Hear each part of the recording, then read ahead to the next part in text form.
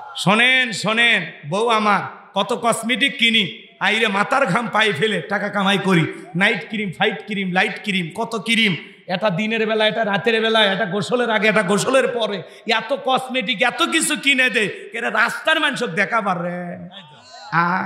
এ কথা কর না কে, ওই পাগলি সাজবি আমরা দেখবো, কথা কয় না কে, কিন্তু আপনার সামনে সাজে না, খালি বিয়ের বাড়ির দাওয়াত পাইলে কথা কয় না কেন।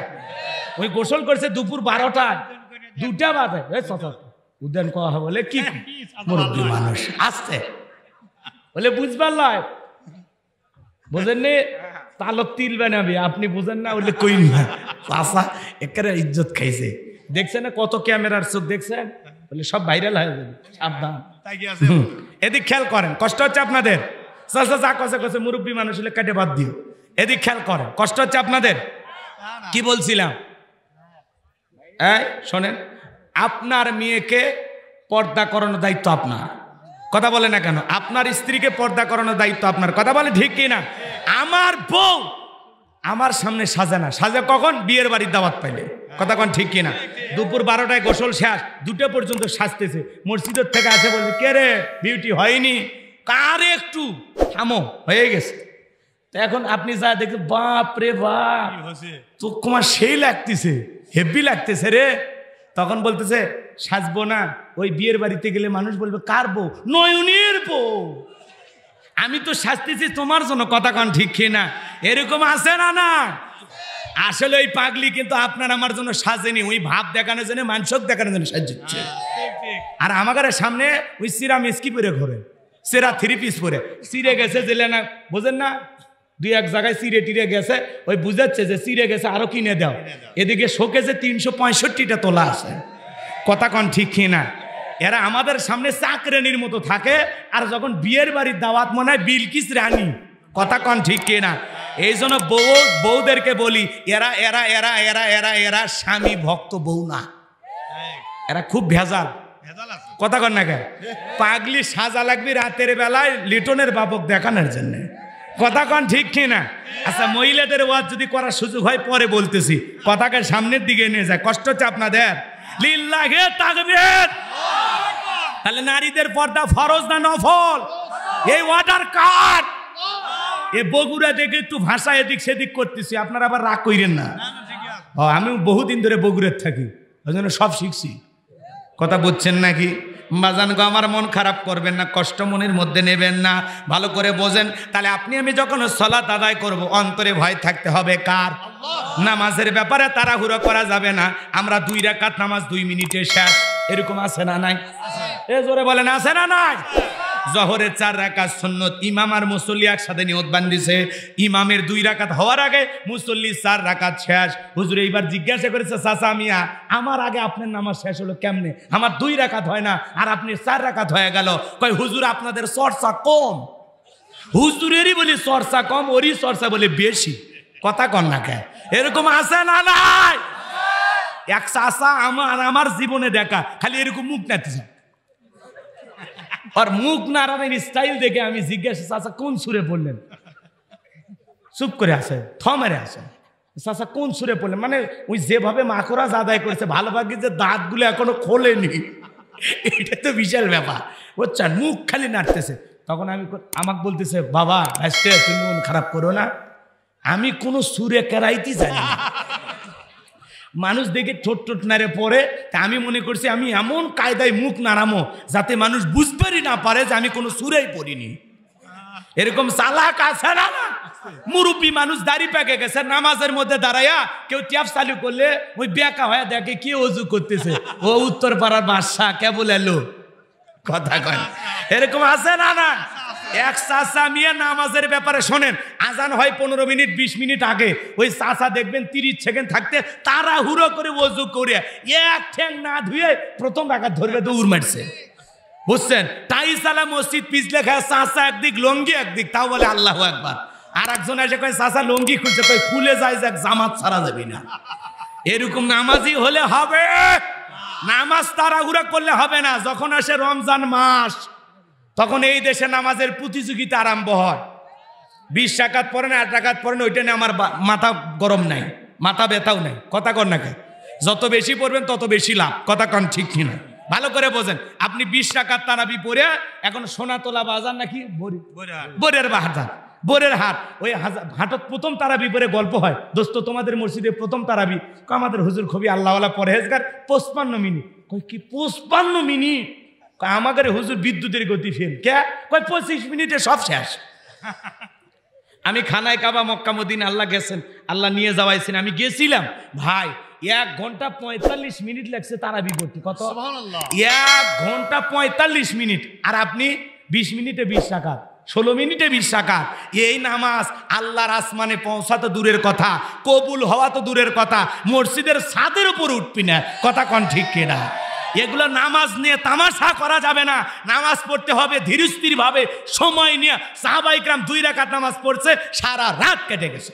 সুবহানাল্লাহ।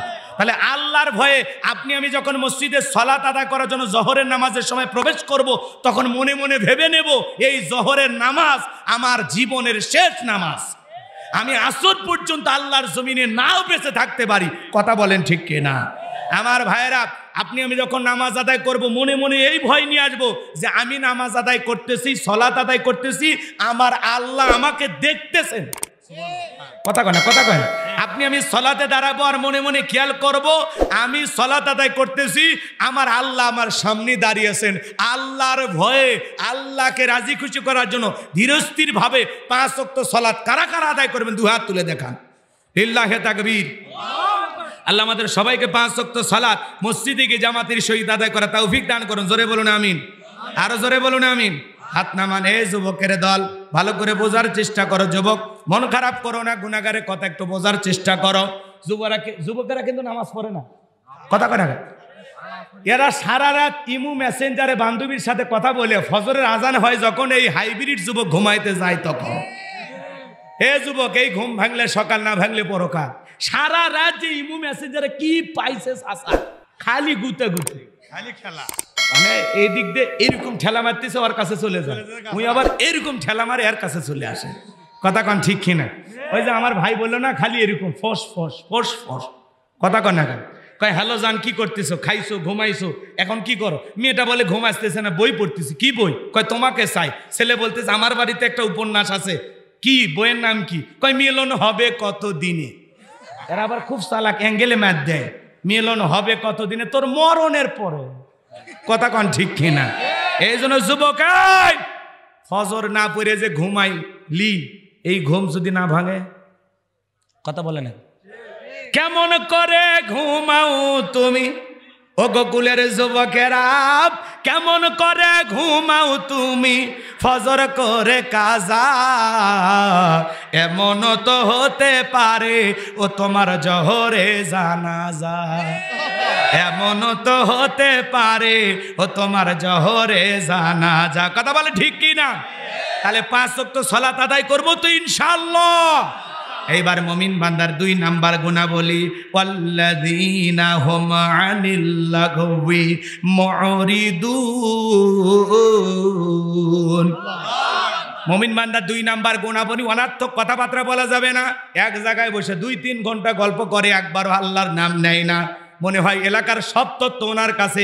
গিবত কমিটির সভাপতি সেক্রেটারি বসে গেছে, চায়ের কাপে ঝড় তোলে, অমুকের বউটা করছে, অমুকের মেয়েটা করছে, এই হয়েছে ওই হয়েছে, এরকম আসে না? নাই? আপনি কি মনে করছেন আপনার জবানের প্রত্যেকটা জবাব কার কাছে দিতে হবে? আরো জোরে বলেন, মা ইয়ালফিজু মিন কাউলিন ইল্লা লাদাইহি রাকিবুন আতীদ। বান্দা এমন কোন কথা বলে না যে কথা রেকর্ড করার জন্য আমার ফেরেশতারা নাই। কথা বলেন ঠিক কিনা? আপনি জবান দিয়ে যা বলবেন প্রত্যেকটা কথার জবাব আল্লাহর কাছে দিতে হবে। বিদায় যা খুশি তাই বলা যাবে না। চুপ করে থাকেন, চুপ থাকলেও নাজাত পাবেন। কথা বলেন ঠিক কিনা? তাহলে মুমিন বান্দা অনার্থক কথা বলা যাবে না। কথা বলবেন ততটুকু প্রয়োজন, যতটুকু প্রয়োজনের অতিরিক্ত কথা বলা থেকে বিরত থাকবেন ইনশাআল্লাহ। জবান দিয়ে সেই কথা বলবো যে কথা বললে সব হয়। মুমিন বান্দা অনার্থক কাজ করবে না। মুমিনের টাকা হলে মুমিন সিনেমা হল বানাবে না, যাত্রা গানের আয়োজন করবে না, গানের কনসার্ট দেবে না, মদের বার দেবে না, 5 স্টার 7 স্টার হোটেল খুলবে না। মুমিনের টাকা হলে মুমিন মসজিদ বানাবে, মাদ্রাসা বানাবে, ঈদগাহ মাঠ বানাবে, কবরস্থান বানাবে। মুমিনের অর্থ ভালো পথে ব্যয় করবে। যুবককে কান দিয়ে গান শ্রবণ করা যাবে না। যুবক আছে না ইয়ারফোন লাগায় গান শোনে, রূপবান আছে কমর দোলাইয়া, আল্লাহর ফেরেশতারা কবরে নিয়ে পিটাবে ঝোলাইয়া ঝোলাইয়া। কথা বলে ঠিক কি না? এ কান আল্লাহ গান শোনার জন্য দেয় নাই। হক্কানি ওলামা ইকরামদের বয়ান শুনতে হবে, ইসলামী সঙ্গীত শুনতে হবে, কোরআন তেলাওয়াত শ্রবণ করতে হবে। সিরাজগঞ্জের এক যুবক রেল লাইন দিয়ে হাঁটে যায়, কানের ভিতর ইয়ারফোন লাগাইয়া ট্রেনে এসে ধাক্কা মারিয়া 3 টুকরা করে থুয়ে গেছে। এখন মরার পরে গান শোন, ফেরেশতারা তোর জায়গা মতো বাদ্যযন্ত্র বাজায় দেবে। কথা বলেন ঠিক কি না? তাহলে যুবক এই কান দিয়ে গান শ্রবণ করা যাবে? হক্কানি উলামা ইকরামদের বয়ান শুনতে হবে, ইসলামী সঙ্গীত শুনতে হবে, কোরআন তিলাওয়াত শ্রবণ করতে হবে। কথা বলে ঠিক কিনা? তাহলে মুমিন সেইটা বলবে যেইটা বললে সব হয়, মুমিন সেইটা করবে যেটা করলে সব হয়, মুমিন সেইটা শুনবে যেটা শুনলে সব হয়। এক কথায় সব আছে যেখানে, জোরে, সব আছে যেখানে আর গুনাহ আছে যেখানে। তাহলে সকল গুনাহ থেকে বেঁচে থাকবো কার ভয়ে? আল্লাহ বেঁচে থাকার তৌফিক দান করেন, জোরে বলেন আমিন। এইবার মুমিন বান্দার 3 নাম্বার গুনাবলী, ওয়াল্লাযীনা হুম লিয-যাকাতি ফাঈলুন, ওয়াল্লাযীনা হুম লিয-যাকাতি ফাঈলুন।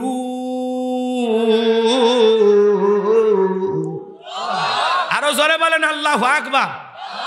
এ যুবক, 4 নাম্বার গুনাবলীতে তোমাদের ওয়াজ আছে। 3 নাম্বার গুনাবলীটা একটু মনোযোগ দিয়ে শোনো, ভালো করে বুঝবেন। আল্লাহ তাআলা ডেকে বলেন ওয়াল্লাযীনা হুম লিয-যাকাতি ফাঈলুন। মুমিন বান্দার 3 নাম্বার গুনাবলী, আল্লাহ যদি মুমিন বান্দাকে ধনী বানায়, নিসাব পরিমাণে সম্পদের মালিক বানায় দেয়, মুমিন বান্দা সক্রিয়ভাবে হিসাব করে করে বছরে একবার যাকাত দেবে কার ভয়ে? আল্লাহর ভয়ে। যাকাত দেওয়া নফল না ফরজ? যাকাত আল্লাহ কেন দিলেন? যাকাত আসছে দারিদ্রতা বিমোচন করার জন্য, যাকাত আসছে অভাব মুক্ত সমাজ রাষ্ট্র দেশ গড়ার জন্য, যাকাত আসছে এই সমাজের পথে পড়ে থাকা বঞ্চিত মানুষের অধিকার প্রতিষ্ঠিত করার জন্য। কথা বলেন না কেন? যাকাত ভিত্তিক অর্থনীতি চালু করা লাগবে। কথা বলেন ঠিক কিনা? বাংলাদেশে ভালো করে বোঝেন বাজান, স্বাধীনতার 50 বছর কেটে গেল, যারা যাকাত দিচ্ছে দিয়েই যাচ্ছে, যারা নিচে নিয়ে যাচ্ছে, মানুষের ভাগ্যের কোনো পরিবর্তন হচ্ছে না। কারণ আমরা পাইছি যাকাত মানে শাড়ি লুঙ্গি, নিজের পরনে পরে থাকা 1200 টাকার আমানত শাহ লুঙ্গি, আর গরিবকে দেয় 200 টাকার লুঙ্গি। পরে থাকলে আর জান্নাত জাহান্নাম সব বোঝা যায়। কথা কন ঠিক না? নিজের বউরে পরা 2000-5000 টাকা দামের শাড়ি, আর গরিব মহিলাকে দেয় 300 টাকা দামের শাড়ি। ধুয়ে দিলে শাড়ি না মশারি খুঁজে পাওয়া যায় না। এই বড়লোক, এই শাড়ি তোর বউরে পরাস, এই শাড়ি তোর মেয়েরে পরাস। যদি আপনি কাপড় দেন, মুনাফিকেরা নিজের রাস্তা নিজের পথ ক্লিয়ার করার জন্য নিজের হাতে রাতের আধারে মার্ডার করে, হত্যা করে, আর সকালবেলা ফুলের মালা লাশের ওপরে দিয়া শোক প্রকাশ করে বলে বড় ভালো লোক ছিল। ভালো লোক ছিল তো মারলি কেন? শয়তান। কথা কয় না? হ্যাঁ, মুনাফিকেরা নিজের দোষ অন্যের ঘাড়ে চেপে দেয়। কথা বোঝা গেল নাকি আরো গভীরে যাব? আমি আজকে মুনাফিকদেরকে নিয়ে আলোচনা করব না, আমি আলোচনা করব আল্লাহর ভিআইপি মুমিন বান্দাদেরকে নিয়ে। বলেন সুবহানাল্লাহ। তাহলে সূরার নাম সূরাল মুমিনুন। বলেন কি নাম? সূরাল মুমিনুন। মোট আয়াত আছে 118, রুকু আছে 6টি। কোরআনুল কারীমের 23 নাম্বার সূরা, 18 নাম্বার পারার প্রথম সূরা। জবান ছেড়ে সবাই একটু মোহাব্বতে আমার সাথে তিলাওয়াত করুন। আউযু বিল্লাহি মিনাশ শাইতানির রাজিম। বিসমিল্লাহির রাহমানির রহিম। আল্লাহু আকবার।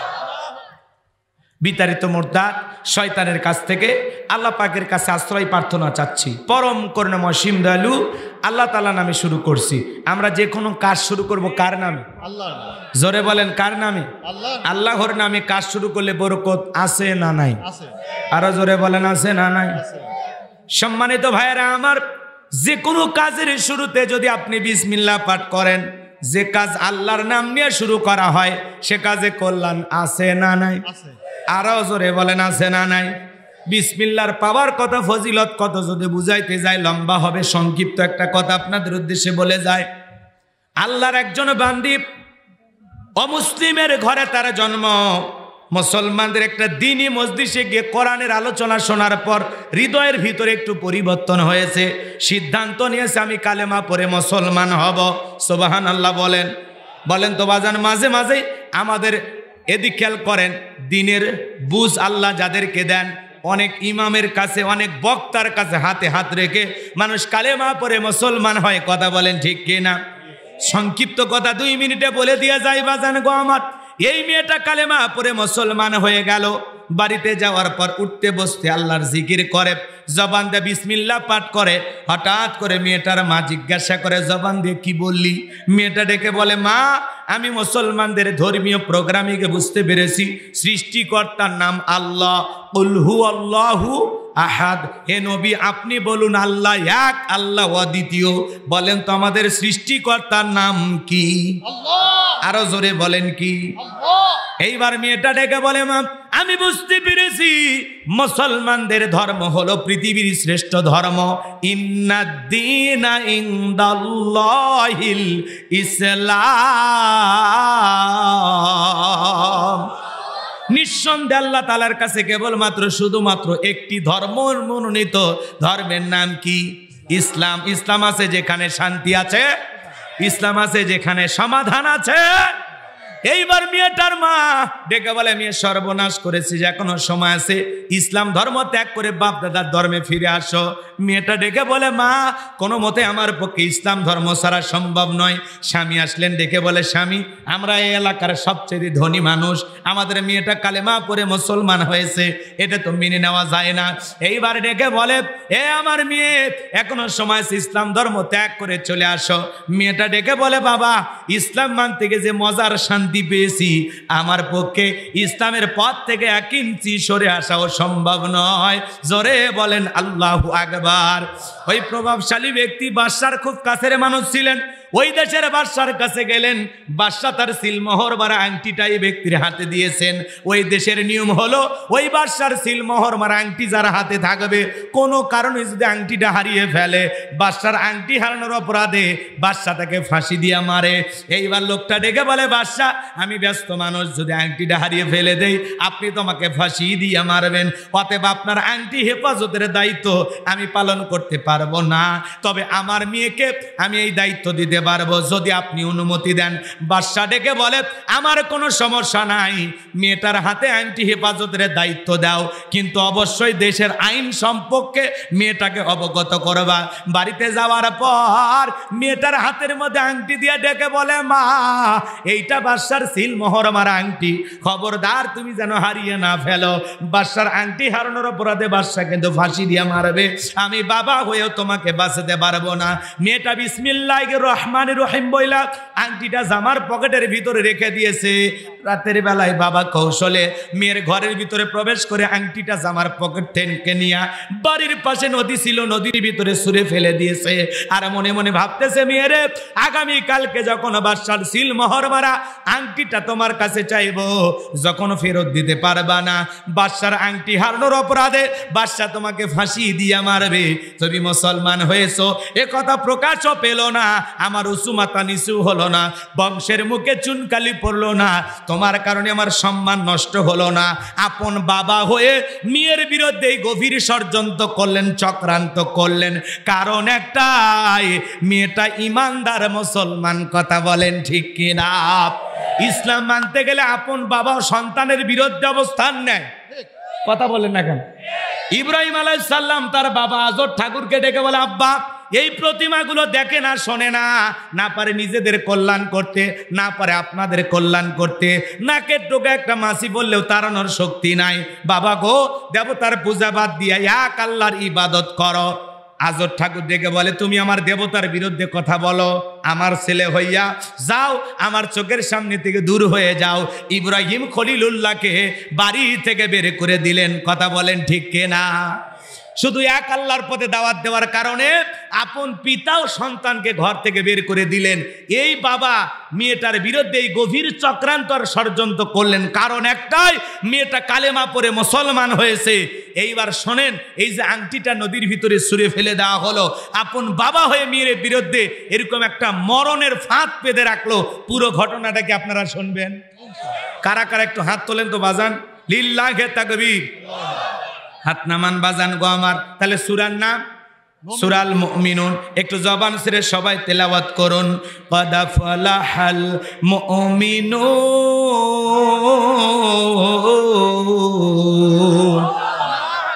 একটু সংক্ষিপ্ত কথা বলে দেওয়া যায়, যে কোনো সূরা বা আয়াতের তাফসীর করতে হলে কোন প্রেক্ষাপটে নবীজির উপরে এই সূরাটি বা আয়াতটি নাজিল হয়েছে, সে নাজিলের প্রেক্ষাপট আছে না নাই?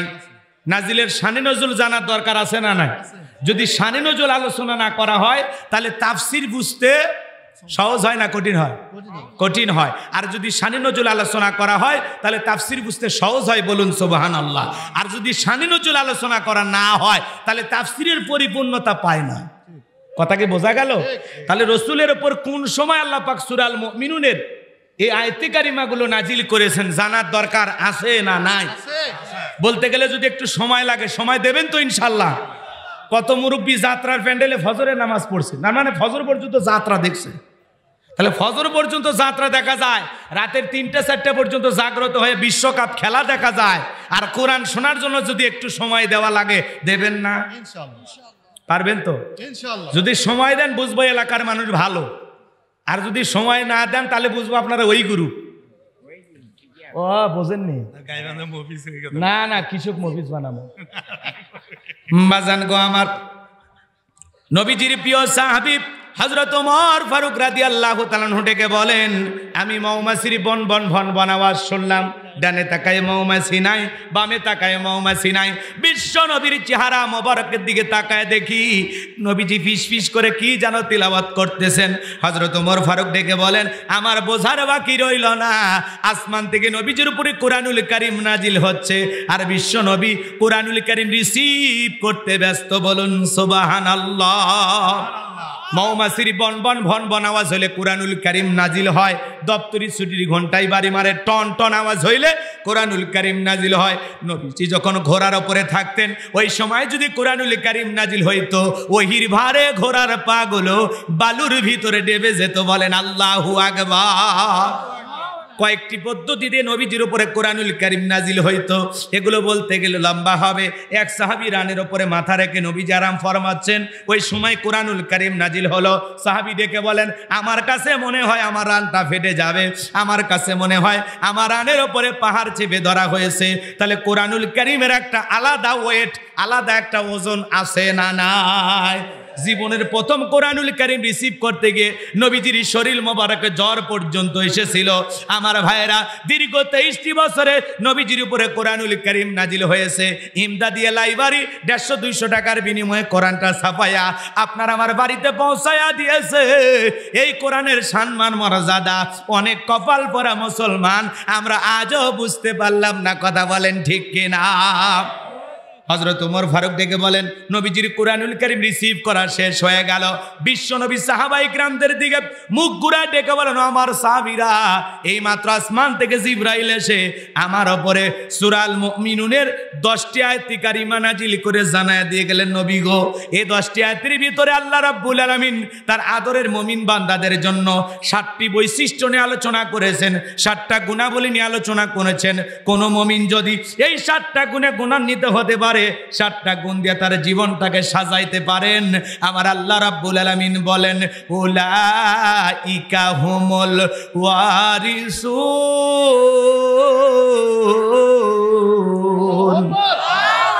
আল্লাযীনা ইয়ারিসুনাল ফিরদাউস হুম ফিহা খালিদুন। আমার আল্লাহ বলেন, তারা উত্তরাধিকারী হবে জান্নাতুল ফেরদাউসের, সেখানে তারা চিরকাল বসবাস করবে। আল্লাহ কোনোদিন জান্নাত থেকে বের করে দেবেন না। জোরে বলুন সুবহানাল্লাহ। আপনার আমার টার্গেট জান্নাত না জাহান্নাম? কারা কারা জান্নাতে যেতে চান? 2 হাত তুলে আল্লাহকে দেখান। হাত তোলেন। সবাই জান্নাতে যেতে চান। জান্নাতে যেতে হলে 7টা গুণাবলী। জোরে বলেন কয়টি? আরো জোরে বলেন কয়টি? এই 7টা গুণাবলী অর্জন করতে পারলেই, এই 7টা গুণ দিয়ে জীবনটা সাজাইতে পারলেই আপনি আমি জান্নাতুল ফেরদাউসের উত্তরাধিকারী হব। যদি জান্নাতে যাওয়ার বাসনা মনের ভিতরে থাকে, তাহলে এই 7টা গুণ কি কি জানার দরকার আছে না নাই? হাত নামান বাজান। আপনার আমার সকলেরই টার্গেট জান্নাত, কেউ আমরা জাহান্নামে যেতে চাই না, কথা বলেন ঠিক কিনা? আমার আল্লাহ আপনাকে আমাকে কত ভালোবাসেন জানেন? আল্লাহ ভালোবেসে মুসলমানের ঘরে জন্ম দিয়া জান্নাতের রাস্তা একটু আগায়া দিয়েছে। সুবহানাল্লাহ বলবেন না? এরপরে বাজান গো আমার, পৃথিবীর শ্রেষ্ঠ ধর্ম ইসলাম ধর্মের মানুষ বানায়া জান্নাতের রাস্তা আল্লাহ আরেকটু আগায় দিয়েছে। এরপরে পৃথিবীর শ্রেষ্ঠ পয়গাম্বার মুহাম্মদ রাসূলুল্লাহ সাল্লাল্লাহু আলাইহি সাল্লামের উম্মত বানায়া, আখিরি নবীর আখিরি উম্মত বানায়া জান্নাতের রাস্তা আল্লাহ আরেকটু আগায়া দিয়েছে। এরপরে পৃথিবীর শ্রেষ্ঠ কিতাব কোরআনুল কারীম দান করে আপনাকে আমাকে আল্লাহ পাক জান্নাতের রাস্তা আরেকটু আগায় দিয়েছে। এখন একটু আমল করলেই জান্নাত। সুবহানাল্লাহ বলেন। আমার ভাইয়েরা ভালো করে বোঝেন, 7টা গুণাবলী ভালো করে বোঝেন, তাহলে আল্লাহ পাক জান্নাতুল ফিরদাউসের ওয়ারিশ বানায় দেবেন। ওয়ারিশ মানে বোঝেন না, উত্তরাধিকারী। বোঝেন? বাবা মারা গেলে ওয়ারিশ সূত্রে সন্তান যেরকম বাবার সম্পত্তির মালিক হয়, কোন মুমিন যদি এই 7টা গুণাবলী অর্জন করে মারা যেতে পারে, তার নামে জান্নাতুল ফিরদাউসের ভিতরে জায়গা বরাদ্দ থাকবে। বলেন সুবহানাল্লাহ। নবীজি তখন সাহাবায়ে কিরামদের সামনে তেলাওয়াত করে শোনায়া দিলেন। আমার আল্লাহ ডেকে বলেন, ক্বাদ ফালাহাল মুমিনুন। আমার আল্লাহ ডেকে বলেন, অলরেডি মুমিনেরা সফল হয়েছে তারা ঈমান এনেছে যারা। সুবহানাল্লাহ বলেন। ঈমানদার ছাড়া আল্লাহর কাছে সফল হওয়া যায়? আমরা মনে করি ক্ষমতা থাকলে সফল, টাকা থাকলে সফল। পৃথিবীর সবাই চেনে জানে সফল না। পৃথিবীর সবচাইতে বড় ক্ষমতাধর নেতা নাম কি? Joe Biden. বর্তমানে আমেরিকার প্রেসিডেন্টের নাম কি? Joe Biden. আমেরিকার প্রেসিডেন্ট পুরো পৃথিবীর ক্ষমতাধরের মধ্যে একজন। কথা বোঝেন নাই মনে হয়? ভালো করে বোঝেন। পুরো পৃথিবীর ক্ষমতাধর ব্যক্তির মধ্যে একজন হলো জো বাইডেন। ভালো করে বোঝেন। সে যত বড় ক্ষমতাধর হোক, আপনাদের এলাকায় একটা বাজারের নাম বলেন। বরিয়ারহাট বাজার। এলাকায় মনে করেন কাঁচা তরি তরকারি বিক্রি করে, আল্লাহর বান্দা সবজি বিক্রেতা। আজান দেওয়ার পরে মসজিদে গিয়ে যদি মাথা টানত করে আল্লাহকে সিজদা দেয়, পৃথিবীর বড় নেতা জো বাইডেনের সে ওই বরিয়ারহাটের কাঁচা তরি তরকারি বিক্রি করা সবজি দোকানদার ইমানদারের দাম আল্লাহর কাছে কম না বেশি? আরো জোরে বেশি। তার মানে কি? যত বড়ই ক্ষমতাদার হোক, যদি লোকটা বেঈমান হয়, আল্লাহর কাছে কোনো দাম নাই। ঈমান আছে যার, আল্লাহর কাছে দাম আছে তার। ওই যে উত্তর কোরিয়ার প্রেসিডেন্ট কাটিং মারামাল কিং জং দেখেন নাই? এরপরে এই যে খেয়াল করেন, ভারতের দাদা, আবার রাশিয়ার প্রেসিডেন্ট পুতিন। এরা যত বড়ই ক্ষমতাদার হোক না কেন, বাংলাদেশের একজন ভিক্ষুক, কথা বোঝেন নাই, রিক্সা চালায়, ভ্যান চালায়, লোকটা যদি ইমানদার হয়, আজান দেওয়ার পরে মসজিদে গিয়ে মাথা নত করে আল্লাহকে সেজদা দেয়, পৃথিবীর বড় নেতাদের চাইতে ওই ইমানদার রিক্সা চালকের দাম কম না বেশি? ভালো করে বোঝেন। এজন্য ভিক্ষুক হয়েও বাংলাদেশের ময়মনসিংহ 30 উপজেলার মধ্যে আল্লাহর এক বান্দা ভিক্ষুক, মানুষের দ্বারে দ্বারে ভিক্ষা করে, সে এইবার এমপি পদপ্রার্থী। কথা কয় না? একজন ভিক্ষুক টাকা জমাইছে, ওইটা দিয়ে ব্যানার বানাইছে, টাকা পয়সা জমা দিয়েছে, স্বতন্ত্র পদপ্রার্থী হিসাবে এইবার এমপি নির্বাচন করতে চায়। বলে আমি ভিক্ষুক হলে আমার মনের মধ্যে বাসনা, জনগণ যেভাবে ভিক্ষা দেয়, যেভাবে আমার ভালোবাসা দেখায়, যদি ওই ভালোবাসার ঠেলায় একবার ভোট দেয়। কথা কয় না কেন? ভিক্ষুক হইলে মনটা ভালো, চেহারাটা মাশাআল্লাহ। বলা যায় না বাজান, যুগের পরিবর্তন, কখন কোন মানুষ কোথায় যাবে এটা বলা যায়? কথা বলেন না কেন? ভিক্ষুকেও ক্ষমতার মালিক বানায় দিতে পারেন কে?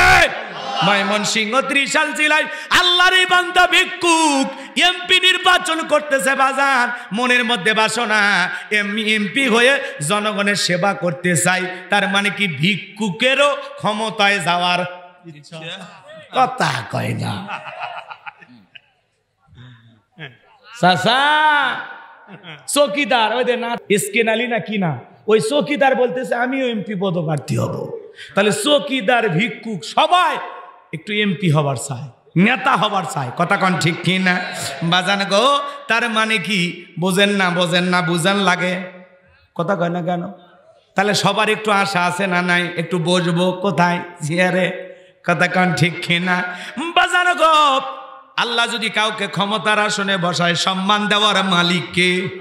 তাহলে আমি আপনাদের উদ্দেশ্যে যে কথা বলতে চাচ্ছিলাম, ঈমান আছে যার, আল্লাহর কাছে দাম আছে তার। ঈমান নাই, কোনো বেঈমানের দাম আল্লাহর কাছে নাই। কথা বলেন ঠিক কিনা? বেঈমানদের লাফালাফি মাতবাড়ি দুনিয়াতে শেষ, পরকালে সবগুলো পিটাইয়া জাহান্নামে ফেলে দেবেন কে? আর ঈমানদাররা দুনিয়াতে সফল, আখিরাতে সফল। জোরে বলেন না সুবহানাল্লাহ। এজন্য আল্লাহ রাব্বুল আলামিন বলেন কদ আফলাহাল মুমিনুন, অবশ্যই মুমিনেরা সফল হয়েছে। অলরেডি মুমিনেরা সফল হয়েছে। সফল হয়েছে তারা ঈমান এনেছে যারা। ঈমানদার ছাড়া সফল হওয়া যাবে? কথা বোঝেন? আপনি আমি সবাই ঈমানদার নাকি সন্দেহ আছে? জোরে বলেন, সন্দেহ আছে? তাহলে ভালো করে বলেন। আমি শুধু বলবো ঈমান এনেছে যারা, আপনারা বলবেন সফল হয়েছে কারা। কথা কোন গেল? ঈমান এনেছে যারা, সফল হয়েছে তারা। বলতে পারবেন তো ইনশাআল্লাহ? বলেন ঈমান এনেছে যারা, সফল হয়েছে যারা। বলেন ঈমান এনেছে যারা। আল্লাহর কাছে দামি বান্দা কারা? ঈমানদার বান্দা যারা। আল্লাহর কাছে দামি বান্দা কারা? ঈমান আছে, আল্লাহর কাছে আপনার দাম আছে। চেহারা কালো হোক, হন না গরিব, দেখতে হন না কালো, চেহারা যেমনই হোক, আপনার ভিতরে ঈমান আছে, আল্লাহর কাছে আপনার দাম আছে। সুবহানাল্লাহ বলেন। তাহলে ঈমানদাররা দামি কার কাছে? আরো জোরে বলেন, ভালো করে বোঝেন। এই জন্য আল্লাহ বলেন কদ আফলাহাল মুমিনুন, অবশ্যই মুমিনেরা সফল হয়েছে। বাজান গো, আপনাদের উদ্দেশ্যে ছোট্ট একটা প্রশ্ন করি, ভালো করে বোঝেন। একটা অমুসলিম জোহরের নামাজের পূর্বে ঈমান গ্রহণ করেছে, ওই ব্যক্তির উপর জোহরের নামাজের কথা কয় না, জোহরের নামাজ আদায় করা কি? আরো জোরে। কেউ যদি আসরের নামাজের পূর্বে ঈমান গ্রহণ করে, তাহলে ওই ব্যক্তির উপর আসরের সালাত আদায় করা কি? আরো জোরে বলেন। তো এই জায়গা আল্লাহ তাআলা বলেন মুমিনদের 7টা গুণাবলী নিয়ে যখন আলোচনা করলেন, আল্লাহ বলেন কদ আফলাহাল মুমিনুন, অবশ্যই মুমিনেরা সফল হয়েছে। অলরেডি মুমিনেরা সফল হয়েছে। মুমিন বান্দাদের 7টা বৈশিষ্ট্য নিয়ে আল্লাহ যখন আলোচনা করলেন, আমার আল্লাহ 1 নাম্বার সালাত দিয়ে শুরু করলেন। বলেন সুবহানাল্লাহ। মুমিন জীবনের সবচাইতে গুরুত্বপূর্ণ ইবাদতের নাম হলো সালাত। সালাত সালাত, কথা বলেন ঠিক কিনা? এই জন্য বাজান খালি মসজিদ সুন্দর বানাইলে হবে না। এই মসজিদে যারা নামাজ আদায় করবে তাদের অন্তরও সুন্দর হওয়া দরকার আছে না নাই? খালি মসজিদে নামাজ তাকওয়া না, ওই জায়গায় যারা নামাজ আদায় করবে তাদের অন্তরে তাকওয়া থাকার দরকার আছে না নাই? এজন্য আল্লাহ পাক মুমিন বান্দার 1 নাম্বার গুণাবলী শুরু হয়ে গেল। যুবক রে, এই 1 ঘন্টা হয়েছে ভাই, আপনারা এরকম কে দোয়া করবেন? বারবার বলি নাই, আপনারা বিরক্ত হলে আমাকে খালি বলবেন, দোয়া করে দেব। যে কোনো একটা আলোচনার আগে 8 ঘাট বেঁধে নেওয়া লাগবে। কথাগুলো খুবই গুরুত্বপূর্ণ। যদি আপনার কাছে ভালো না লাগে একবার বলবেন, কারণ আমি যত তাড়াতাড়ি ছেড়ে দেবো এটা আমার জন্য উপকার। কারণ এই ছেলে পেলে এমনি অলরেডি আমাকে অনেক ভালোবাসা দেখাইছে। কারণ এরা করছে হুজুর আপনি ওয়াজ কম করলে হবে, আপনি দেরি করে তুলে দেবো, সমস্যা কি? কথা বোঝেন নাই? আপনারা ওটা বসা করবেন, আমি দোয়া করে দেব। আর যদি বলেন হুজুর কোন, আমরা একটু শুনি, শুনে যান, কাজে লাগবে। হই হুল্লার করে লাভ নাই। যুবক তোমরা নিরাশ হয় না, তোমাদের জন্য ওয়াজ আছে। তোমরা কি মনে করছো উঠেই তোমাদের ওয়াজ করা লাগবে? বসো, তোমাদের জন্য স্পেশাল আলোচনা বরাদ্দ আছে, মাথার মেমোরির মধ্যে সেভ করা আছে, সময় মতো ডাউনলোড দিয়ে শোনায় দেবে। বসো। মা বোন যারা বসে আছেন, মা আপনারাও নিরাশ হবেন না, আপনাদের জন্য ওয়াজ আছে ইনশাআল্লাহ। ওটা বসা করেন না। আগেই অনুরোধ করছি 12টা 40 বাজলে আপনি উঠবেন, তাহলে আপনার কথা ঠিক থাকবে। ঠিক আছে? তাহলে 1 নাম্বার গুণাবলী আল্লাযীনা হুম ফি সালাতিহিম খাশিউন।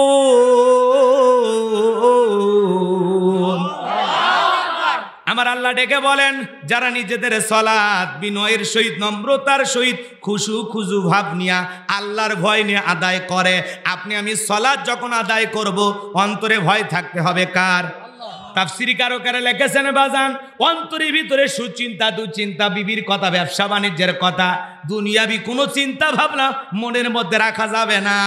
আপনি আমি যখন মসজিদে সালাত আদায় করার জন্য প্রবেশ করব, বিবির কথা, ব্যবসা বাণিজ্যের কথা, দুনিয়াবি রাজনীতির কথা, দুনিয়াবি যত চিন্তা ভাবনা আছে সব মসজিদের বাইরে রাইখা টেনশন মুক্ত হৃদয় নিয়ে আল্লাহকে সিজদা দেওয়ার জন্য মসজিদে প্রবেশ করা লাগবে।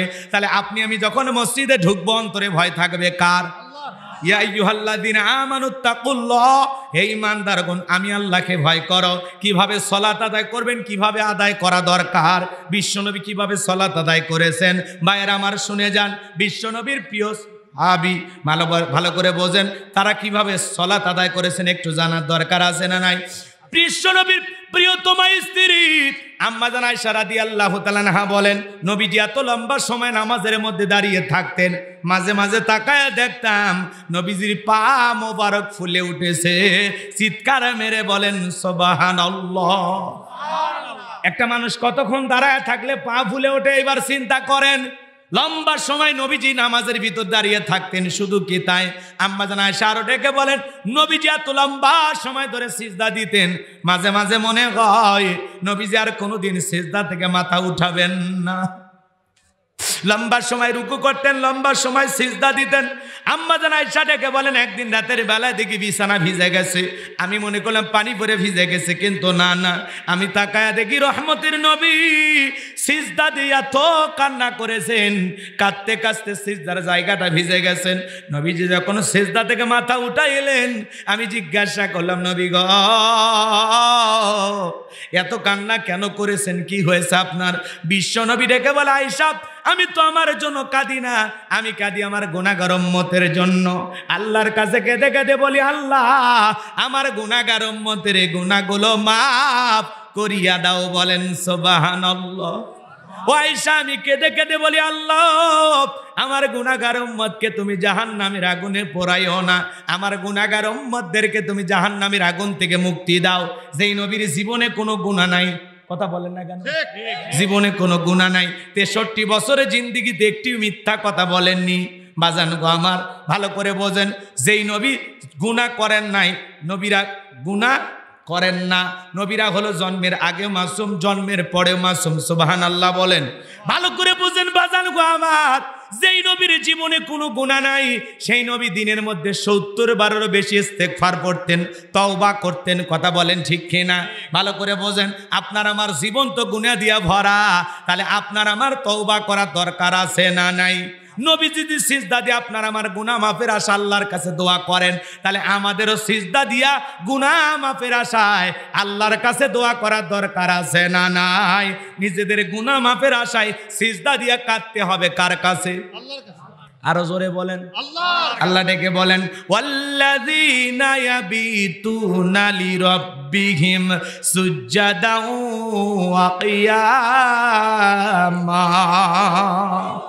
আমার আল্লাহ ডেকে বলেন, যারা রাত্রি জাগরণ করে আমি আল্লাহকে সিজদা দেয়, আমি আল্লাহর জন্য দ্বন্দ্বায়মান থাকে। যুবক রে, 5 ওয়াক্ত নামাজ, 5 ওয়াক্ত সালাত, এটা তো ডিউটি, এটা তো আদায় করাই লাগবে। কিন্তু যারা গভীর রাতে যাই নামাজ পেরে ঠান্ডা পানি দিয়ে ওযু বানায়া বিবির ভালোবাসা ত্যাগ করে রাতের 2টা 3টার দিকে উইটা যাই নামাজে নিরালায় নিবৃত্তিতে দাঁড়ায় যায়, এই নামাজ দুনিয়ার কাউকে দেখানোর জন্য নয়, এই নামাজ একমাত্র আল্লাহকে রাজি খুশি করার জন্য। কথা বলেন ঠিক কিনা? আপনি আমি সালাত আদায় করব কার খুশির জন্য? বলেন না, সালাতি ওয়া নুসুকি ওয়া মাহইয়ায়া ওয়া মামাতি লিল্লাহি রাব্বিল আলামিন। নবীজি আপনি বলুন, আমার নামাজ, আমার কুরবানি, আমার জীবন, আমার মরণ লিল্লাহি রাব্বিল আলামিন, আসমান জমিনের প্রতিপালকের জন্য। বলেন আল্লাহু আকবার। তাহলে গভীর রাত্রিতে তাহাজ্জুদের চাই নামাজে সিজদা দিয়ে চোখের পানি ছেড়ে দিয়ে আল্লাহর কাছে কেঁদে বলবো, আল্লাহ গুনাহ মাফ করে দাও, ওই কঠিন জাহান্নামের আগুন থেকে মুক্তি দাও। জাহান্নাম থেকে প্রার্থনা করব, বাঁচতে চাইবো কার কাছে? আরো জোরে বলেন। আল্লাহর কাছে ওই জাহান্নাম থেকে বাঁচার জন্য দোয়া করে বলতে হবে, রব্বানা আসরিফ আন্না আযাবা জাহান্নাম ইন্না আযাবাহা কানা গরামা। হে আমার রব, ওই কঠিন ভয়ঙ্কর জাহান্নামের আগুন থেকে আমাদের মুক্তি দাও। ওই জাহান্নামের আযাব, যন্ত্রণা, শাস্তি আমরা সহ্য করতে পারবো না। যেই জাহান্নামের শাস্তি বড় ভয়ঙ্কর, কথা বলেন ঠিক কিনা? ইন্নাহা সাআত মুস্তাকাররাও ওয়া মুকামা। আল্লাহ ডেকে বলেন, নিশ্চয় আবাসস্থল হিসাবে, বসতির জায়গা হিসাবে ওই জাহান্নাম কত না নিকৃষ্ট, কত না নিকৃষ্ট। জাহান্নাম সুখের জায়গা না, ওইটা হলো যন্ত্রণার কারখানা। এই জন্য আল্লাহ পাক ডেকে বলেন, ইন্না জাহান্নামা কানাত মিরসাদা লিত্তাগিনা মাআবা লাবিসিনা ফিহা আহকাবা লা ইয়াযুকুনা ফিহা বারদান ওয়ালা শারাবা ইল্লা হামিমা ওয়া গাসসাকা। জোরে বলেন নাউযুবিল্লাহ। আমার ভাইয়েরা, আমার আল্লাহ ডেকে বলেন, ইন্না জাহান্নামা কানাত মিরসাদা, নিশ্চয়ই জাহান্নাম ওত পেতে রয়েছে আল্লাহর অবাধ্য নাফরমান গুনাহগার বান্দাদের ধরার জন্য। ফুলসিরাতের কিনারায় জাহান্নাম ওত পেতে রয়েছে আল্লাহর অবাধ্য গুনাহগার নাফরমান বান্দাদের ধরার জন্য। এটা হলো অপরাধীদের থাকার আবাসস্থল। একটা মানুষ কত বছর জাহান্নামে থাকবে, কত কোটি বছর জাহান্নামে থাকবে, এর সঠিক এলেম আর জ্ঞান আছে কার কাছে? ওই জাহান্নামীর আগুনে জ্বলতে জ্বলতে পুড়তে পুড়তে জাহান্নামীদের চেহারা হয়ে যাবে কয়লার মতো কালো। দুনিয়ার আগুনের চাইতে জাহান্নামীর আগুনের পাওয়ার হলো 70 গুণ বেশি। বাজান গো আমার, ওই জাহান্নাম বড় কঠিন জায়গা। একবার যদি কারো দেহে জাহান্নামের আগুন লেগে যায়, যন্ত্রণা সহ্য করার শক্তি আপনার আমার নাই। জাহান্নামের আগুন এমন ভয়ঙ্কর আগুন, কলিজাটা ছাই করে ফেলবে। বাজান গো আমার, ওই জাহান্নামের আগুনে পড়তে পড়তে জাহান্নাম আমি বান্দারা ক্ষুধার্ত হয়ে আল্লাহকে বলবেন, আল্লাহ খাবার দাও, খাবার দাও। আমার আল্লাহ তখন জাহান্নামী ফেরেশতাদেরকে অর্ডার দেবে, আমার এই জাহান্নামী অপরাধী বান্দাদের খাবার খাইতে দাও। জাহান্নামের তলদেশে এক ধরনের ফলের চাষ করা হবে, যেটা হলো কাঁটাযুক্ত ফল। ফলের নাম হলো যাক্কুম। ওই কাঁটাযুক্ত ফল যখন জাহান্নামীদের হাতে খাদ্য হিসেবে পরিবেশন করা হবে, ওই ফলটা পাওয়া মাত্র জাহান্নামীরা যখন খাবার মনে করে গলার ভিতরে দেবে, বাজান ওই ফলের কাঁটাগুলো গলার মাঝামাঝি আটকে যাবে, ভিতরেও যাবে না, বাহিরেও যাবে না।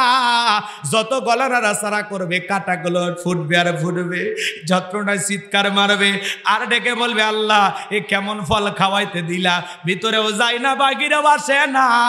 আল্লাহ জাহান্নামী বান্দাকে এই ফল খাইতে দিয়েছে ক্ষুধা মেটানোর জন্য নয়, যন্ত্রণা আরো বেশি বাড়ানোর জন্য। বাজান গো আমার, এইবার যখন গলার মাঝামাঝি ফলটা আটকে যাবে, যত গলা নাড়াচাড়া করবে কাঁটাগুলো ফুটবে আর ফুটবে, যন্ত্রণায় হাহাকার করবে আর চিৎকার মেরে ডেকে বলবে, আল্লাহ পানি দাও, পানি দাও।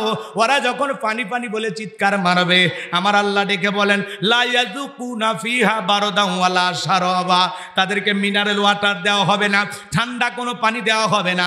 যে পানি পান করে জাহান্নামী তার বুকের জ্বালা তৃষ্ণাকে নিবারণ করতে পারে, কেমন পানি দেওয়া হবে?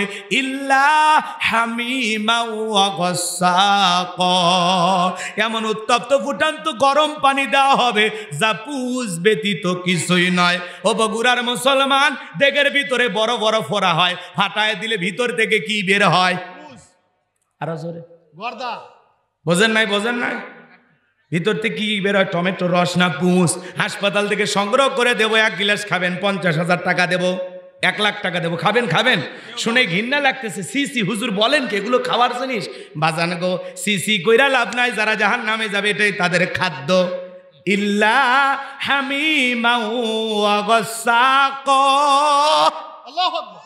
এমন উত্তপ্ত ফুটান্ত গরম পানি তাদেরকে পান করাইতে দেওয়া হবে যা পুষ ব্যতীত কিছুই নয়।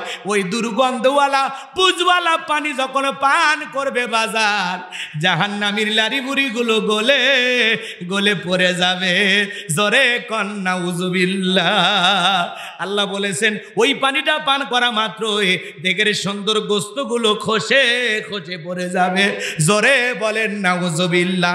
এই যদি হয় জাহান্নাম জাহান্নামের শাস্তি, এই যদি হয় জাহান্নামের আযাব, সেই জাহান্নাম থেকে বাঁচার জন্য সিজদা দিয়ে কান্না করব কার কাছে? আরো জোরে বলেন কার কাছে? বাজান গো, এই জন্য বিশ্ব নবী আপনার আমার গুনাহ মাফের আশায় আল্লাহর কাছে দোয়া করেছেন, নিজেদের গুনাহ মাফের আশায় আমরাও দোয়া করব। সাহাবায়ে কেরাম কিভাবে সালাত আদায় করতেন, তারা গভীরভাবে সালাতে মনোযোগ ছিলেন। আরে মরুভূমিতে সাহাবায়ে কেরাম যখন সালাত আদায় করতেন, মরুভূমির পাখিগুলো খেজুর গাছ মনে করে সাহাবীদের কাঁধের উপরে, মাথার উপরে বসে থাকতো। বিশ্ব নবীর সাহাবীরা সালাতে এত মনোযোগ, কাঁধে পাখি পড়ে থাকে, তারপরেও টের পাইতো না। চিৎকার মেরে বলেন সুবহানাল্লাহ। আর আপনার আমার শরীরে একটা মশা পড়লে আগে মশা মার, তারপরে নামাজ ধর, এ কথা কর না কেন? পায়ে যদি মশা পড়ে এক ঠ্যাং আর এক ঠ্যাংয়ের উপর তুলে দেখে খাবু খা, কথা কয় না কেন? আছে না নাই? আছে না নাই? বাজান গো, বিশ্ব নবীর সাহাবায়ে কেরাম কিভাবে সালাত আদায় করেছেন। জিহাদের ময়দানে রাত্রিবেলায় নবীজি 2 জন সাহাবীকে পাহারাদার নিযুক্ত করলেন। এবার 2 জন সাহাবী কিছু সময় ডিউটি করার পর ডেকে বলে, ভাই আপনি বিশ্রাম করেন, আমি জাগ্রত থাকি, আবার আমি বিশ্রাম করব, আপনি জাগ্রত থাকবেন। তারা ডিউটিটা ভাগ করে নিলেন। এইবার নবীর এক সাহাবী বিশ্রামে চলে গেলেন, আর এক সাহাবী চিন্তা করলেন রাতের বেলায় খামাকা দাঁড়ায় সময় নষ্ট করে কি লাভ, তাদের ধ্যানে জ্ঞানে খালি ইবাদত। সুবহানাল্লাহ বলেন, সুবহানাল্লাহ। ভালো করে বোঝেন বাজান। এইবার নবীর সাহাবী নামাজে দাঁড়ায় গেলেন, কাফেররা টার্গেট করলেন, এটা গাছ না মানুষ। তীর নিক্ষেপ করেছেন, একটা হাতের ভিতরে ঢুকে গেছে, আর একটা তীর নিক্ষেপ করেছেন, আর একটা হাতের ভিতরে ঢুকে গেছে। এইবার বিশ্ব নবীর সাহাবী নামাজ শেষে বন্ধুকে ডাক দিলেন, ডেকে বলে, ভাই জাগ্রত হন, আপনাকে বিশ্রামে পাঠে আমি নামাজে দাঁড়ায় গেছি, মনে করলাম অপচয় সময় নষ্ট করে কি লাভ, কিন্তু দেখেন আমাকে টার্গেট করে তীর নিক্ষেপ করেছে। আজকে আমি যদি রাসূলুল্লাহর পাহারাদার না হইতাম, রসুলের সাহাবীদের পাহারাদার না হইতাম, আজকে আমি নামাজের ভিতরে এত মজা পাচ্ছিলাম, নামাজটা আমার কাছে এত ভালো লাগতেছিল, তীর আইসা যদি আমার দেহটা ক্ষত বিক্ষত করে দিত, আমার কলিজাটা ছিদ্র করে এপাশ ওপাশ করে দিত, তারপরেও আজকে আমি নামাজ ছাড়তাম না। সাহাবায়ে কেরামদের মনের অবস্থাটা দেখেন, সুবহানাল্লাহ বলেন। হযরতে তালহা রাদিয়াল্লাহু তাআলা আনহু সালাত আদায় করতেছেন, জঙ্গল থেকে সাপ এসে ছেলেটা খেলা করতেছিল, পেঁচিয়ে ধরেছেন, স্ত্রী মানুষজনকে ডাকলেন, ছেলেটাকে বিপদমুক্ত করলেন। হযরতে তালহা নামাজ শেষে জিজ্ঞাসা করে, বিবিরে বাড়িতে এত মানুষজন, ব্যাপারটা বুঝতে পারলাম না। ডেকে বলে, স্বামী গো, আপনি যখন নামাজে দাঁড়ায় গেছেন তখন জঙ্গল থেকে সাপ এসে সন্তানটাকে পেঁচিয়ে ধরেছে, 5000 দেওয়া লাগবে না, 500 দেন, রুচিশীল মানসম্পন্ন কাপড় দেন। আজকে জাকাত নিয়ে বাংলাদেশে তামাশা করা হয়, জাকাত নিয়ে শাড়ি লুঙ্গি নিয়ে এসছে 5000, মানুষ এসে 50,000, ঠেলাঠেলি গুতি করে পায়ের তলে পড়ে 6 জন মারা যায়। কথা কয় না? যে ব্যক্তি জাকাতের টাকা, জাকাতের শাড়ি লুঙ্গি বিতরণ করতে গিয়ে পায়ের তলে ফেলে মানুষ মারছে, আপনার কি মনে হয় এই জান্নাত যাবি? কথা কয় না কে? ওই মানুষ হত্যাকারী গুনাহ নিয়ে জাহান্নামে যেতে হবে। জাকাত এইভাবে দেওয়ার সিস্টেম না। হযরত ওমর ফারুক রাদিয়াল্লাহু তাআলা আনহু বলেন, তোমরা জাকাতের অর্থ এমন ভাবে দাও যাতে ওই ব্যক্তি জাকাতের জন্য আর কারো দুয়ারে লাইন না দেয়। বলেন আল্লাহু আকবার। এই ছেলেটা বেকার বসে আছে, ওরে 1.5 লাখ টাকা দিয়ে অটো ভ্যান কিনে দেন, অটো ভ্যান রিক্সা চালায়, ওর ভাগ্যের উন্নতি করবে। এই ছেলেটা বেকার বসে আছে, ওরে একটা ওই পচার পুকুর না পচার পুকুর, ওই জায়গায় একটা সাইড দোকান দিয়ে দেন, ছোটখাটো একটা ব্যবসা প্রতিষ্ঠান ধরায় দেন, ওই ছেলে ব্যবসা বাণিজ্য করে ভাগ্যের উন্নতি করবে। 5-10 বছর ব্যবসা করে আল্লাহ চাইলে ও নিজে জাকাত দেবে। কথা বলে না কেন? একটা বিধবা নারী এসে শাড়ি দিয়ে কি লাভ, সিলাই মেশিন কিনে দেন, 2টা ছাগলের বাচ্চা কিনে দেন, 2টা গাভী গরু কিনে দেন, লালন পালন করে ভাগ্যের চাকা ঘুরাবে। কথা বলে ঠিক কিনা? জাকাতের অর্থ দিয়ে মানুষের কর্মস্থানের ব্যবস্থা করতে হবে। কথা বলে। আর আমরা 200-500 টাকা করে দিয়ে একেবারে পুরো গ্রাম পৌঁছে দিয়া মাসাঙ্গত বসে চা ফুকে আর গল্প কয়, পুরো গ্রাম জাকাত পৌঁছে দিছি, তো 200 টাকা দিয়ে মানে ফাটিয়ে ফেলে দিছে। কথা কন না কে? আপনার জাকাতের 5 লাখ টাকা চেয়ে 5 জনাক দেন, 3 লাখ টাকা চেয়ে 2 জনাক দেন, যাতে এই 2 জন ব্যক্তি আর কারো দুয়ারে লাইন না দেয়। শোনেন, জাকাত এদিক, জাকাত ধনী দেওয়া ফরজ, গরিবের জাকাত খাওয়া ফরজ নয়। আমি যে গরিবের হাতে আমার জাকাতের টাকা দিলাম, দিয়ে কি দয়া করছি? না। ওই ব্যক্তি আমার জাকাতের টাকা গ্রহণ করে আমাকে ফরজ ইবাদত পালনের সুযোগ করে দিয়ে গরিব বড় লোক দয়া করছে, বলেন আল্লাহু আকবার। এই জন্য বললাম জাকাত ভিত্তিক অর্থনীতি চালু করা লাগবে। এদেশের অনেক মন্ত্রণালয় আছে, একটা জাকাত মন্ত্রণালয় চালু করা লাগবে। এদেশের বিজ্ঞ ইসলামিক স্কলার, দিনের দায়ী আলেমদের কাঁধে এই জাকাত আদায়ের দায়িত্ব দেওয়া লাগবে। কথা কয় না, কথা কয় না। ওই গুমসুর ডালসুর চেয়ারম্যানের কাছে দেওয়া যাবে না। এদেশে পীরগঞ্জে খাটের নিচে তেলের খনি, তামাম দুনিয়াতে তেলের খনি কোন জায়গায়? আমার দেশে খাটের নিচে। কথা কন ঠিক কিনা? করোনা মহামারীর সময় মাননীয় প্রধানমন্ত্রী দয়ার শরীর, কথা বোঝেন নাই, 50 লাখ মানুষক দিল 2500 করে টাকা। নেতা কি করছে? বইয়ের নামে সিম কিনে ওই সিমের ভিতরে 2500 টাকা ঢুকেছে। মেয়ের নামে সিম কিনে ওই জায়গায় 2500 টাকা লোড দিছে। যেই নেতা 2500 টাকা লোভ সামলাতে পারে না, ওদেরকে জাকাতের এই বিপুল পরিমাণে অর্থের দায়িত্ব দিলে সব টাকা সুইস ব্যাংকে জমা হবে, বেগুম পাড়া হবে। কথা বলেন ঠিক কিনা? এই জন্য ওদেরকে দেওয়া যাবে না। ওই চাল চোর, ডাল চোর, তেল চোর, এ সমাজের টাকা চোর, ফুটফুটে সুন্দর, ওদেরকে দেওয়া যাবে না। এ কথা কয় না। কথা বুঝছেন? বুঝছেন? ভালো করে বোঝেন। আমার তো মাঝে মাঝে আমি দুঃখ নিয়ে বলি যে এই দেশের কিছু মানুষের খাবার এত লিমিট খারাপ যে পতিতের নামে যদি 5000 টাকা বরাদ্দ হয়, বলা যায় না, ওইটাও খেয়ে দেবে। কথা কয় না। দোয়া করব, দোয়া করব। ভালো করে বোঝেন। আলেমদের কাছে দায়িত্ব দেওয়া লাগবে। আলেমরা কি করবে? এদেশের সমস্ত ধনীদের তালিকা করবে। তালিকা করে আপনি বড় লোক, জাকাত আসছে, ধরেন ইনি জাকাত আসছে 1 কোটি টাকা, কিন্তু উনি নিজের ইচ্ছায় জাকাত দেয়। বিদায় কি করে? 10 লাখ টাকার জাকাত দিয়ে নিজের 90 লাখ টাকা জাকাত নিজে মেরে খায়। কারণ হিসাব নেওয়ার কেউ নাই। কথা ঠিক কি না? ইনি ধনী, ওনার 10 লাখ টাকা জাকাত আসছে, 2-3 লাখ টাকা দিয়ে নিজের 5-6 লাখ টাকা জাকাত নিজে মেরে খায়। সঠিক পদ্ধতিতে ধনীরাও জাকাত দেয়। এই জন্য ধনীদের কাছ থেকে জাকাত আদায় করা লাগবে। মুসা নবীর একটা ছোট ঘটনা শুনে কষ্ট হবে আপনাদের। মুসা আলাইহিস সালাম কারুনক যা বলতেছে, কারুন জাকাত দেওয়া লাগবে। কারুন তখন ডেকে বলে আমি জাকাত দেব না। মুসা আলাইহিস সালাম ডেকে বলে জাকাত না দিলে জাকাত আদায় করা হবে। আল্লাহু আকবার বলে।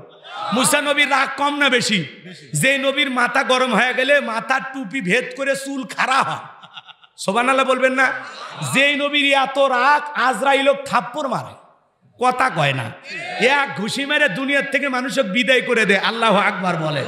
সেই নবী মুসা আলাইহিস সালাম ছাগল ফসল খাইছে, রাগ করে ছাগলও কাছার মারে। সেই নবী। আল্লাহু আকবার কর। সেই মুসা আলাইহিস সালাম, যেই মুসা আলাইহিস সালাম আল্লাহ বলে আল্লাহ আমার ঘুম ধরে, আপনার ঘুম নাই। কথা কন না? খুব চালাক চতুর একজন পয়গাম্বার মুসা আলাইহিস সালাম। আল্লাহু আকবার বলেন। বাজান গো আমার, কারণকে যা বলে কারণ জাকাত দেওয়া লাগবে, কারণ বলে দিতে পারবো না। চোখটা গরম করে যখন বলেছেন জাকাত না দিলে জাকাত আদায় করা হবে, কারণ ডেকে বলে মুসা রাগ করার দরকার নাই, কত টাকা দিতে হবে? মুসা আলাইহিস সালাম ডেকে বলে 2.5% দিতে হবে। এইবার বাজান গো আমার, কারণ বলে আমি হিসাব নিকাশ করে আপনাকে জানাবো, আপনি যান। এইবার বাজান গো আমার ভালো করে শোনেন। এই কারণকে আল্লাহ এত সম্পদ দিয়েছিল, 70টা উট লাগতো চাবি বহন করতে। চাবি যদি এত হয় তালা কত? তালা যদি এত হয় সিন্ধুকে মাল কত? ছোট মাথায় ধরবে না বাজান গো। এইবার কারণ হিসাব নিকাশ করে দেখে এত পরিমাণে জাকাতের টাকা আসছে, 7 দিন 7 রাত হাজার হাজার কর্মচারী দিয়া জাকাত দিলেও জাকাতের টাকা শেষ হবে না।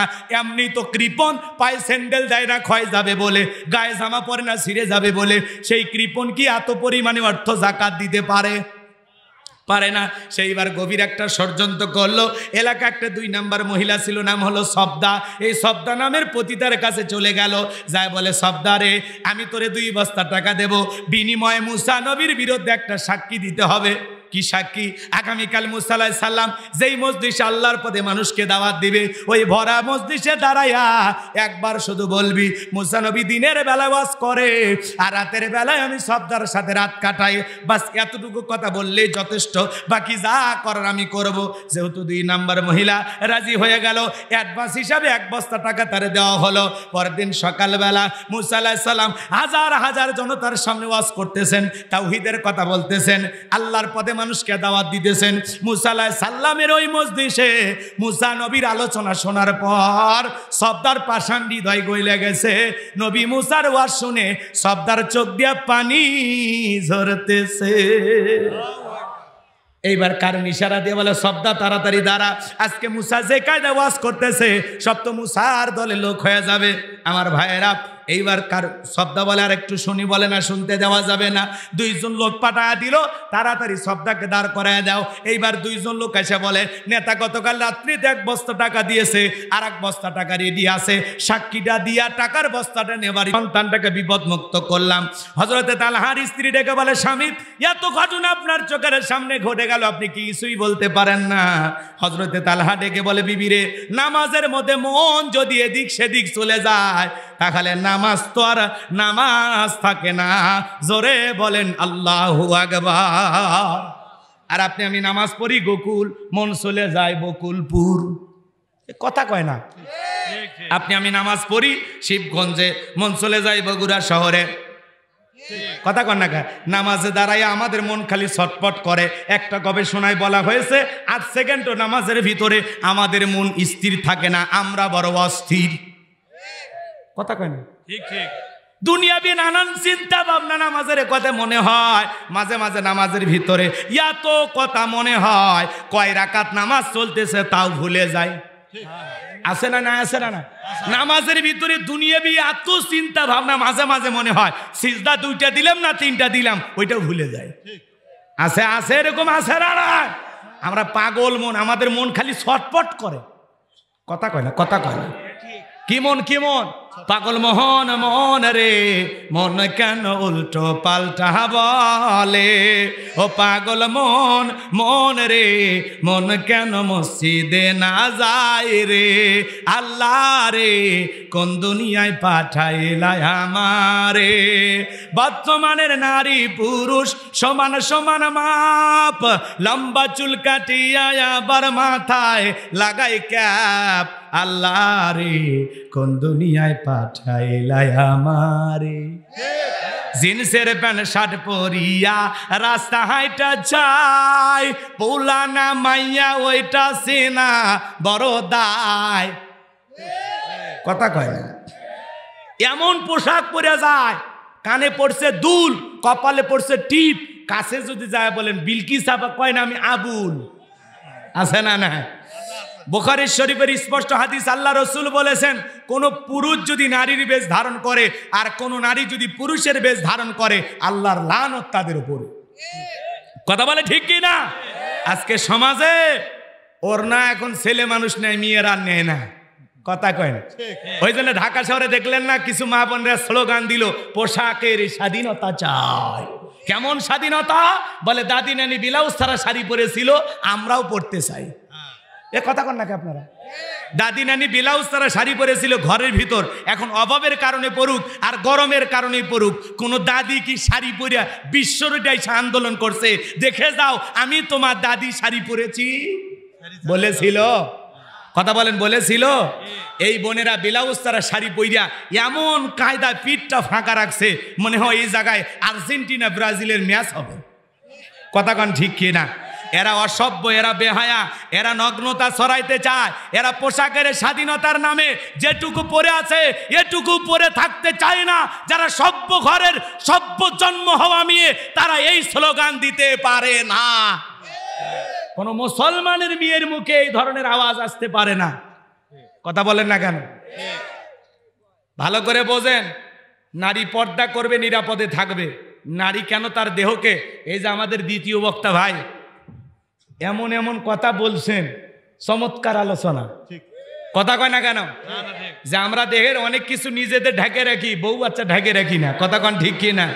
হ্যাঁ, ক্ষেত খামারের লাউটাও কদু বাঁচানোর জন্য চিন্তা ভাবনা করি, কিন্তু নিজের ঘরের ইজ্জত বাঁচানোর জন্য চিন্তা করি না। আমি কিন্তু সব শুনছি, কথা কন ঠিক কি না? চমৎকার উদাহরণ দিয়েছেন না?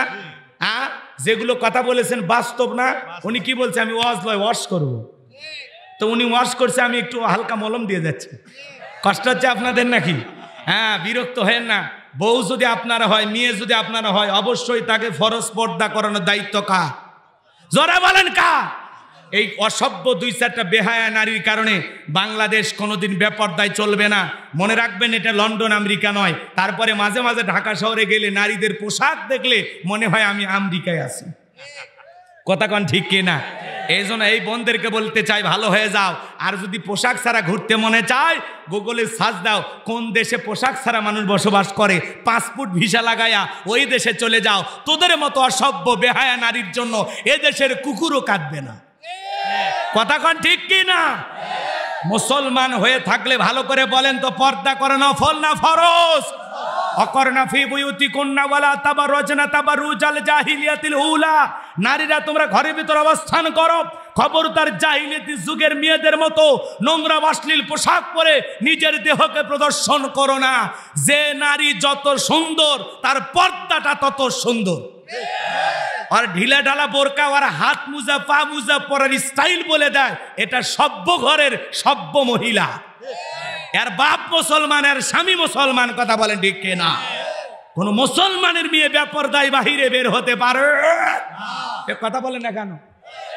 আপনার বউকে আপনি বোরকা পরাবেন না? আপনার মেয়েকে আপনি পর্দা করাবেন না? অবশ্যই করাবো ইনশাআল্লাহ।